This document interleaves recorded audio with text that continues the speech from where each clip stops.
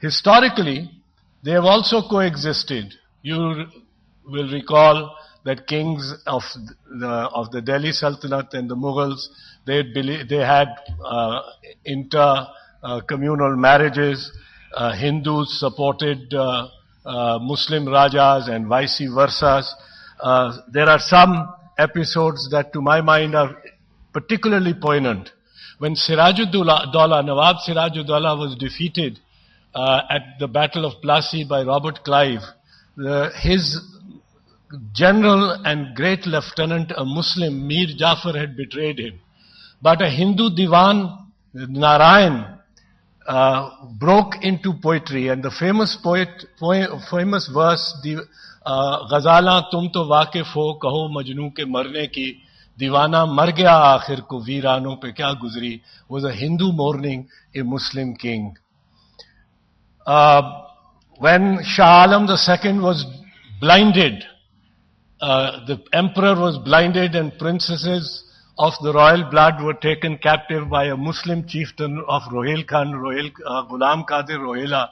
It was Mahaji Scindia's troops that went and rescued the king, the princesses, and took revenge of the Muslim chieftain. In 1857, which was mentioned earlier, not in the recent speech, but in the earlier session, both communities fought together to reinstate a feeble Muslim king. Now, political divisions did play a part.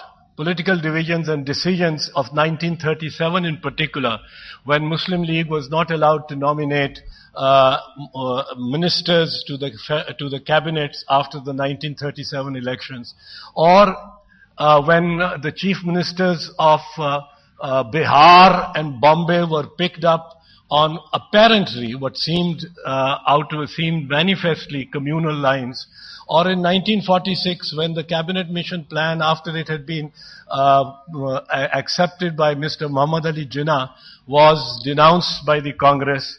These political decisions may have had an impelling sort of an influence on our history, but to attribute a proselytizing influence, an influence of a policy of terror and violence to two great religions, Islam and Christianity, I think with great respect and due deference is a little unfair. You can't attribute terror to any particular religion. I would say that very strongly. The Irish Republican Army is not Muslim, and it's not. It did not almost blow up a Prime Minister of England, Margaret Thatcher, in 1982 in Brighton because it was Muslim or Christian or Hindu or something else. But they are Christians, fighting against Christians. The ETA bombers are Christians, fighting against Christian government. The Tamil suicide bombers who took toll of a Prime Minister and a President were Hindus. The suicide bombers of Palestine and southern Lebanon were Muslims as well as young Christians. The suicide bombers of Iraq, Afghanistan and Pakistan are obviously Muslims. So there's something common, something other than religion that destabilizes our states if they are destabilized.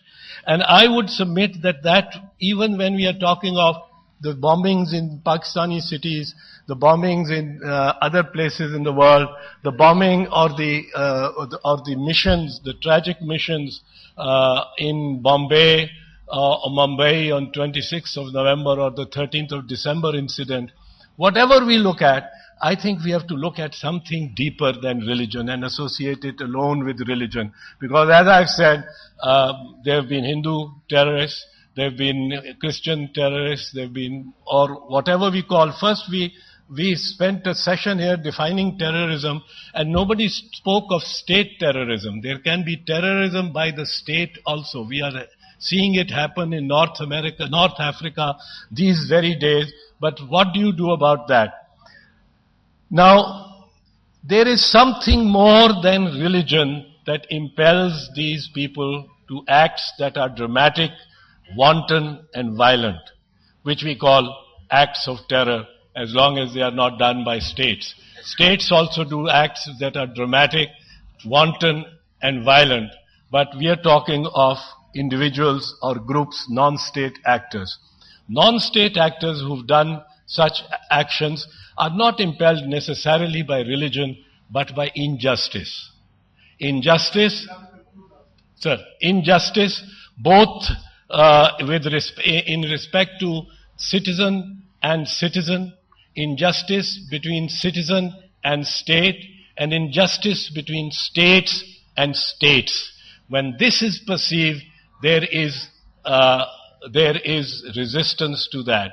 And I think what we need, finally, in conclusion, I submit, what we need to do is to find out areas of injustice or possible injustice or perceived injustice between citizen and citizen, between majorities and minorities within states, between the state, a brutal state, and the citizen, and between states and states, be they disputes like that of Kashmir, or be they disputes or fears of upper riparian holding the waters of the lower riparian. Whatever we do, I think it's not religion. The causes are elsewhere, but we attribute them to religion because that is the simpler, easier way to win votes and to get political power. Thank you.